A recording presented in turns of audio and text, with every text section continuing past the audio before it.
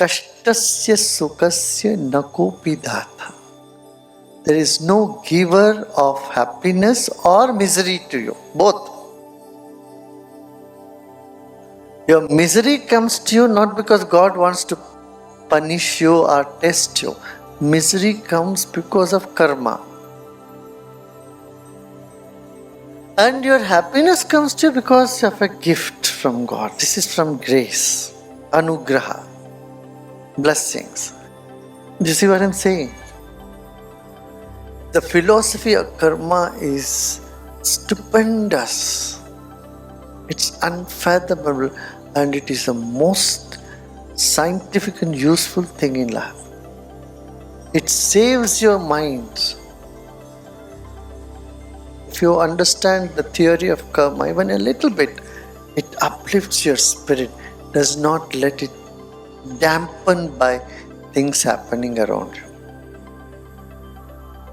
नहीं तो हमारे चारों ओर छोटी सी कोई बात हो जाती है तो हवा निकल जाती है हमारे से, पंक्चर हो जाता हमारा टायर. छोटी सी घटना हो जाती है, कोई 2-4 गालियां सुननी पड़ी किसी से, बस हम गए काम से. अरे भाई, तुम्हारा कर्म की वजह से तुम्हें पता नहीं तुमने कितने गाली किसको कब दिया, किस जन्म में अभी वापस आ रहे हैं थोड़े बहुत.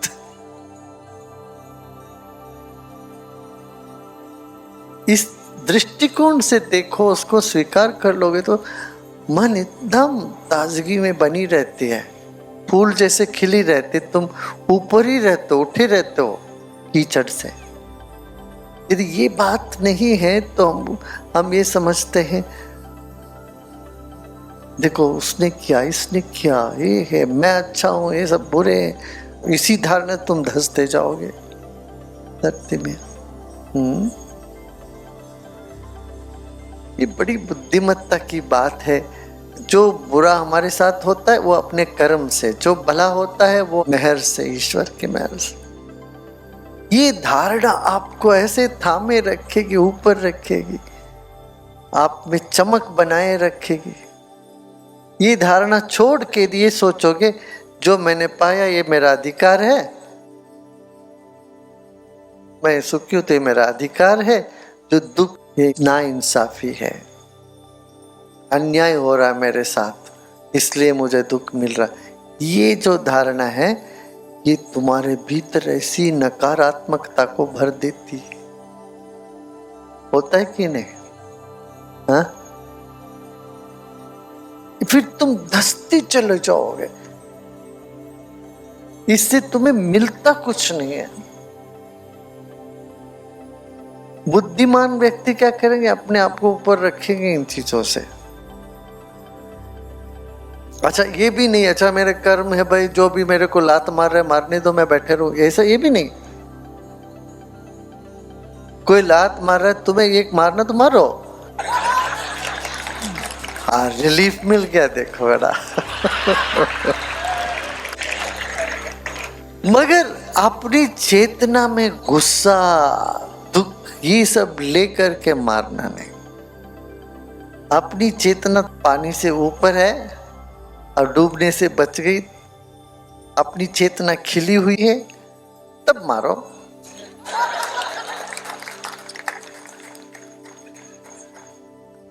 पता है मारने का अधिकार किसको है?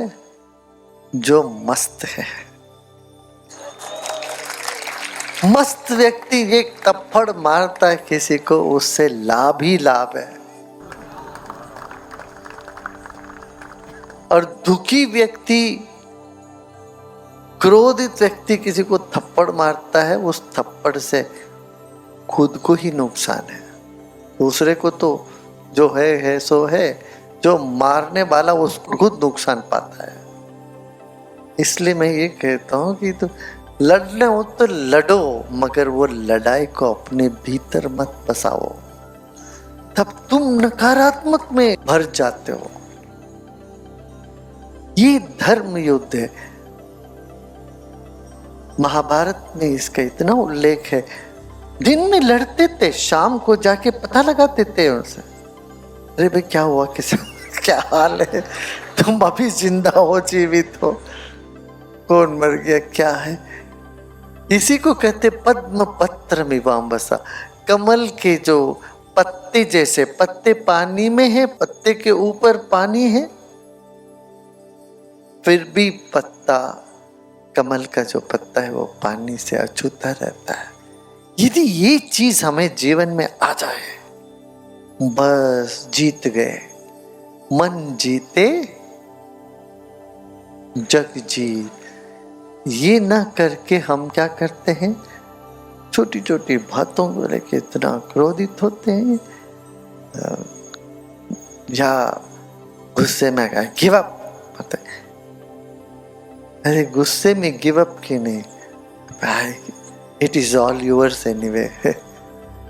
ये करना है, आई गिव अप। हम अभी मैं ऊपर दे देता हूँ, ऊपर देना क्या है, ऊपर से ही सब कुछ मिला है। अपनी चेतना को ऐसे रखो, बिल्कुल पद्म पत्र जैसे, कमल के पत्ते जैसे, है ना।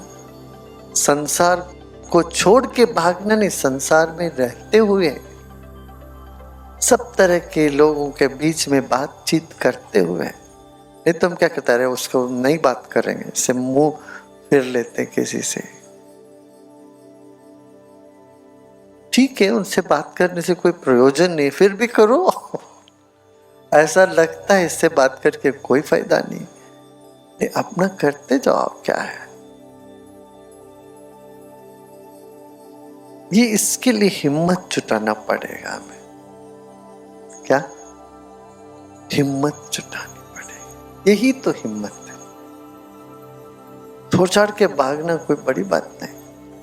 कहाँ भागोगे भाई, फिर दोबारा वही आएंगे तुम्हारे पास, कभी ना कभी भुगतनी पड़ेगी हमें। जो भुगतना है हमें भुगतना ही पड़ेगा, ठीक है। और जब हम अपने आप को इस तरह से, जैसे हलवा पक जाती तो कढ़ाई में लगती नहीं है। कढ़ाई हलवा जब बनाते हैं, अच्छा हलवा जब पक जाता है तो कढ़ाई में लगती नहीं। इस तरह से हम आ जाते, पक जाते हैं जीवन में, तो हमें कुछ नहीं लगेगा ही नहीं। मैं ये नहीं कह रहा हूं कोई आप जिसके साथ आपका बन रहा है रोज रोज जाके बैठो, उसे गाली सुनते जाओ, ये नहीं। मगर तेरे मन में इसके प्रति जो द्वेष है, इसके प्रति जो एक विरक्ति है, वो न उसमें लगना चाहिए।